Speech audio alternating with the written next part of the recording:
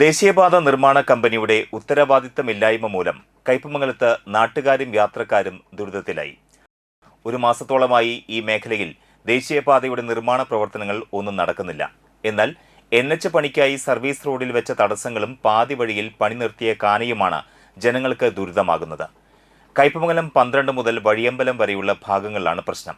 Service റോഡിലൂടെ വരേണ്ട bus സർവീസുകൾ 1.5 മാസമായി പാലത്തിന് മുകളിലൂടെ പ്രധാന ഹൈവേയിലൂടെയാണ് പോകുന്നത്. ഇതുമൂലം വിദ്യാർത്ഥികളും പ്രായമായവരും ഉൾപ്പെടെ ഒട്ടേറെ പേരാണ് ബുദ്ധിമുട്ടുന്നത്.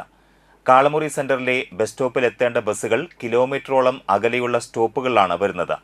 ബസ് സർവീസ് ആശ്രയിച്ച് കഴിയുന്ന യാത്രക്കാർ ഇത്രയും ദൂരം നടന്നു വലയുകയാണ്. 1.5 മാസം മുമ്പാണ് കാളമുറിയിലെ സർവീസ് റോഡിലൂടെയുള്ള ഗതാഗതം തടഞ്ഞ് സെന്ററിലെ കാനയുടെ പണി ആരംഭിച്ചത്. എന്നാൽ ഇത് പാതി വഴിയിൽ നിർത്തി പണിക്കാർ പോയതോടെയാണ് പ്രശ്നങ്ങൾ ആരംഭിച്ചത്. കാനപണി പൂർത്തിയാക്കാത്തതിനാൽ സർവീസ് റോഡ് തുറക്കാനാകില്ലെന്നാണ് നിർമ്മാണ കമ്പനി പറയുന്നത്. കാളമുറി സെന്ററിൽ നിന്നും കിഴക്കോട്ടുള്ള റോഡിൽ വെച്ച തടസ്സങ്ങൾ വ്യാപാരികൾക്കും ബുദ്ധിമുട്ടുണ്ടാക്കുന്നുണ്ട്. ചളിങ്ങാട് ഭാഗത്തേക്ക് വലിയ വാഹനങ്ങളൊന്നും തന്നെ കടന്നു പോകുന്നില്ല. കടകൾക്ക് മുന്നിൽ സ്ഥാപിച്ച തടസ്സങ്ങൾ മാറ്റണമെങ്കിൽ ഹെവി ഉപകരണങ്ങൾ വേണ്ടിവരും. ഇതുവഴി വാഹനങ്ങളും യാത്രക്കാരും വരാതായതോടെ കച്ചവടത്തെയും ബാധിച്ചെന്ന് വ്യാപാരികൾ പറയുന്നു. പനമ്പിക്കുന്നിൽ നിന്നും ആരംഭിക്കുന്ന 3 പീടിക ബൈപ്പാസിലെ കിഴക്ക് ഭാഗത്തെ സർവീസ് റോഡിന്റെ പണിയും പാതി വഴിയിൽ നിർത്തിയ നിലയിലാണ്. ഇതുമൂലം പടിഞ്ഞാറ് ഭാഗത്തെ ഇടുങ്ങിയ റോഡ് വഴിയാണ് ഇരുദിശകളിലേക്കുമുള്ള വാഹനങ്ങൾ കടന്നു പോകുന്നത്. ഇവിടെ ഗതാഗതക്കുരുക്കും പതിവായിട്ടുണ്ട്.